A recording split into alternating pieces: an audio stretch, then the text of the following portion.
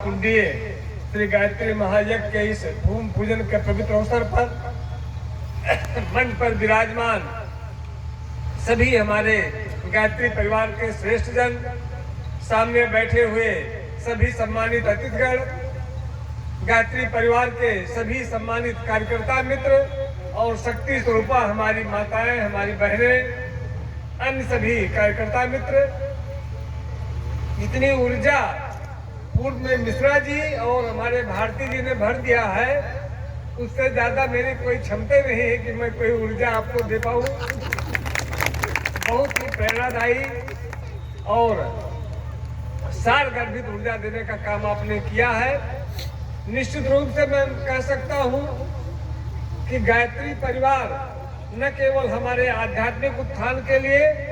बल्कि सामाजिक सरोकार को आगे बढ़ाने के लिए, महिलाओं के उत्थान के लिए, लोगों को स्वावलंबी बनाने के लिए सतत प्रयत्नशील है। आज समय की जो मांग है उसके अनुकूल गायत्री परिवार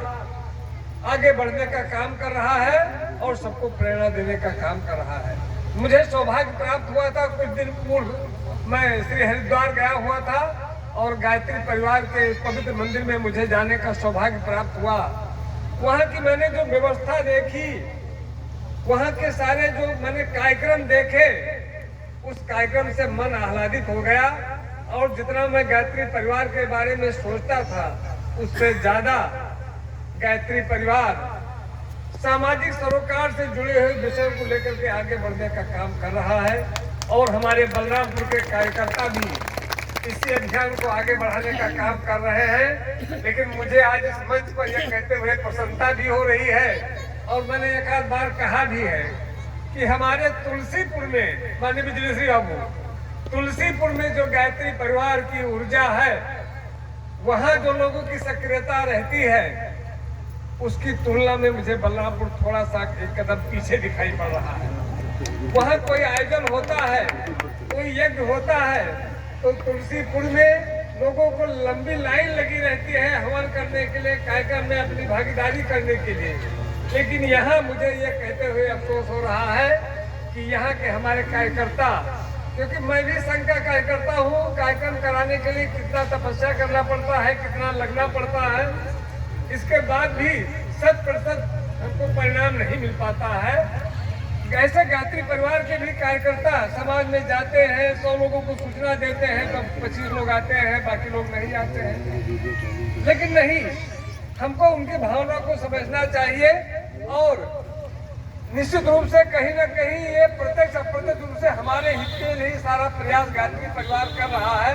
तो उसमें सभी की जो भूमिका है उसमें अपनी भूमिका का निर्वहन करना चाहिए। और मैं तो आभार व्यक्त करता हूँ गायत्री परिवार के हमारे अशोक गुप्ता जी, हमारे मिश्रा जी और सभी हम लोगों ने मुझे बार बार फोन के द्वारा घर पर जाकर के आमंत्रित किया। निश्चित रूप से यह कहीं न कहीं उनका मेरे ऊपर उपकार है कि कुछ अच्छे कार्य में समय देने के लिए मुझे बाध्य किया, नहीं तो मेरे में भी चिंता आ जाती। मैं पुनः सभी इस भव्य आयोजन के लिए शुभकामना देता हूँ। और अभी हमारे संचालक महोदय ने कहा, निश्चित रूप से जब कोई अच्छा काम होता है तो उसमें बहुत सारी बाधाएं आती हैं, बहुत सारी चुनौतियां आती हैं। भगवान राम जब लंका विजय पर चले तो तरह तरह की चुनौतियों का सामना करना पड़ा, लेकिन उन सारी चुनौतियों को नकारते हुए और उन्होंने लंका विजय किया और दुष्टों का संहार किया। उसी प्रकार से अच्छे कार्य में बहुत सारी बाधाएं आती हैं, लेकिन हमारे कार्यकर्ता बड़े इच्छा शक्ति से लगे रहते हैं, तो निश्चित रूप से उसका परिणाम मिलता है। मेरी तो इच्छा थी कि पूरे समय में रह करके उस पुण्य कार्य का साक्षी बना जाए, लेकिन हमारी कुछ व्यस्तता है, हमारे भी कुछ कार्यक्रम है, इसलिए बहुत ही मैं विनम्रता के साथ सभी से क्षमा चाहता हूँ और आपकी अच्छे आयोजन के लिए मैं बधाई भी देता हूँ। और 108 कुंडीय श्री गायत्री महायज्ञ और भी अच्छा होगा, ऐसी मेरी शुभकामना है। और हम लोग की भी जो भूमिका होगी उसमें हम लोग कहीं